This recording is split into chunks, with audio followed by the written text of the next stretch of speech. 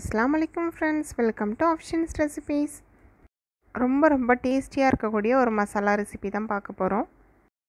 அதுக்கு ஃபஸ்ட்டு ஒரு மிக்ஸி ஜாரில் ஒரு 10 பூண்டு பல்ல சேர்த்துருக்கேன். அப்புறம் ஒரு 5-6 போல் இஞ்சி துண்டு சேர்த்துருக்கேன். 2 பிரியாணி இலை,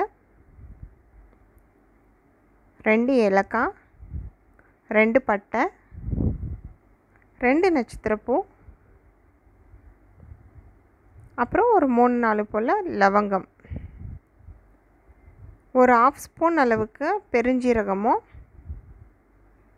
ஒரு 3/4 ஸ்பூன் அளவுக்கு சின்ன ஜீரகமும் சேர்த்துக்கோங்க.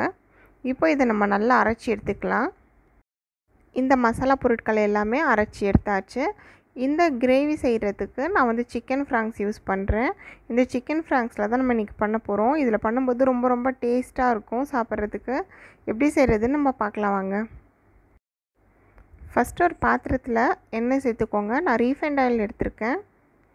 ஆயில் கொஞ்சம் சூடானதுக்கப்புறமா நம்ம வந்து வெங்காயம் சேர்த்துக்கலாம். ஒரு 2 வெங்காயம் போல் மீடியம் சைஸில் குட்டியாக கட் பண்ணி வச்சுருக்கேன். அந்த வெங்காயத்தை நான் இதில் சேர்த்துக்கிறேன். வெங்காயம் வதக்கும் போதே இதில் கொஞ்சமாக சால்ட்டும் சேர்த்துக்கலாம். அப்போ நம்ம வெங்காயம் கொஞ்சம் சீக்கிரமாக வதங்கிடும். சால்ட்டு சேர்த்தாச்சு. வெங்காயம் கொஞ்சம் கண்ணாடி போல் ஆனதுக்கப்புறமா தக்காளி சேர்த்துருக்கேன். நான் வந்து ஒரு பெரிய சைஸ் தக்காளி எடுத்திருக்கேன். சின்ன தக்காளியாக இருந்தால் 2 தக்காளி யூஸ் பண்ணிக்கலாம். இப்போ இதுவுமே நல்லா வதங்கட்டும். இப்படி நல்லா வதங்கினதுக்கப்புறமா நம்ம ஆல்ரெடி எடுத்து வச்சுருக்கோம் இல்லையா, அரைச்சி அந்த மசாலாவை நம்ம இது கூட சேர்த்துக்கலாம். இஞ்சி, பூண்டு, அப்புறம் பட்டை, ஏலக்காய் எல்லாமே நம்ம இது கூட சேர்த்துருக்கோம். மிக்ஸி ஜாரில் இருக்கிறதையும் நான் கொஞ்சமாக தண்ணி கலந்து எல்லாமே சேர்த்துக்கிட்டேன். இந்த மசாலாவோட பச்சை வாசனை போகிற வரைக்கும் கொஞ்சம் இதை நல்லா வதக்கிக்கலாம். இதனுடைய பச்சை வாசனை போனதுக்கப்புறமா நம்ம வந்து இதில் வந்து மசாலா பொருட்கள் எல்லாமே சேர்த்துக்கலாம். ஒரு 2 நிமிஷம் இது வதக்கினதுக்கப்புறமா நம்ம மசாலா பொருட்கள் சேர்க்க போகிறோம். ஃபஸ்ட்டு நான் மஞ்சத்தூள் சேர்த்துக்கிறேன். ஒரு 1/4 ஸ்பூன் அளவுக்கு மஞ்சத்தூள் சேர்த்துக்கோங்க. அடுத்தது மிளகாத்தூள் 3/4 ஸ்பூன் அளவுக்கு சேர்த்துருக்கேன். உங்கள் காரத்துக்கு ஏற்ற மாதிரி கூட்டவோ குறைக்கவோ செஞ்சுக்கோங்க. ஒரு 1/2 ஸ்பூன் அளவுக்கு கொத்தமல்லி தூள் சேர்த்துருக்கேன். மற்ற எல்லா மசாலா பொருட்களுமே நம்ம அரைக்கும் போதே சேர்த்து அரைச்சிட்டோம். சீரகத்தூள், அப்புறம் கரம் மசாலா எல்லாமே அதிலே இருக்குன்றதுனால நான் வேறு எந்த தூளுமே இது கூட சேர்க்கல. இந்த மசாலா நல்லா வந்து கொதித்து எண்ணெய் தனியாக பிரிஞ்சு வரணும். ஸோ கொஞ்சமாக தண்ணி சேர்த்துக்கலாம். அப்படியே விட்டால் கொஞ்சம் அடிப்பிடிக்கும். ஸோ நான் கொஞ்சமாக தண்ணி சேர்த்து அது எண்ணெய் பிரிஞ்சு வர அளவுக்கு நல்லா இதை வதக்கி எடுத்துக்கிறேன். இந்த மசாலா நல்லா குக் ஆனால் தான் நம்ம கிரேவி வந்து நல்லா டேஸ்டியாக இருக்கும். ஸோ இப்போ எண்ணெய் பிரிஞ்சு வர ஆரம்பிக்குது கொஞ்சமாக. நம்ம இதுக்கப்புறமா கட் பண்ணி வச்சுருக்க சிக்கன் ஃப்ராங்க்ஸை இது கூட சேர்த்துக்கலாம். இந்த சிக்கன் ஃப்ராங்க்ஸ், அதாவது சாசேஜ்னு சொல்கிறது வந்து மெகா மார்ட்லலாம் கிடைக்கும். ஸோ கண்டிப்பாக செக் பண்ணி பாருங்கள். கிடைச்சதுன்னா கண்டிப்பாக இந்த மாதிரி ஒரு டைம் ட்ரை பண்ணி பாருங்கள். ரொம்பவே சூப்பராக இருக்கும். இப்போ நான் சிக்கன் ஃப்ராங்க்ஸை சின்ன பீசஸாக போட்டு கட் பண்ணி வச்சுருக்கேன்.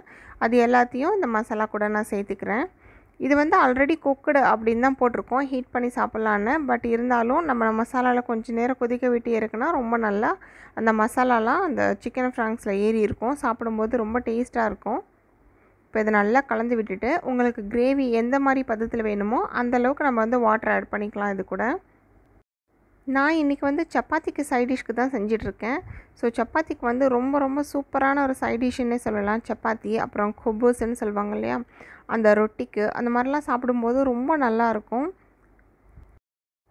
கிரேவிக்கு தேவையான அளவு தண்ணி சேர்த்துட்டு 8லேருந்து ஒரு 10 நிமிஷம் மூடி போட்டு கொதிக்க வச்சிங்கன்னா உங்கள் சிக்கன் சாசேஜ் கிரேவி வந்து ரொம்ப சூப்பராக ரெடி ஆகிடும். ரொம்ப வாசனையாக ரொம்ப டேஸ்டியாக இருக்கும். கண்டிப்பாக சிக்கன் ஃப்ராங்க்ஸ் கிடச்சிதுன்னா இது ஒரு டைம் ட்ரை பண்ணி பாருங்கள். இது கூட நான் கொதிச்சிட்ருக்கும்போது ஒரு கொத்து அளவுக்கு கருவேப்பிலை சேர்த்துருக்கேன். அது வந்து நல்ல வாசனை ஃப்ளேவர் கொடுக்கும். பாருங்கள், 10 நிமிஷம் கொதிச்சிதுன்னா இதை ஆஃப் பண்ணிடலாம்.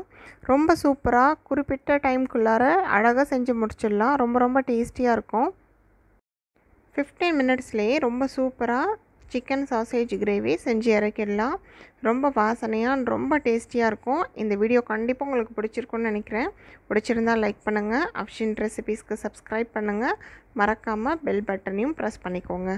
Thank you friends.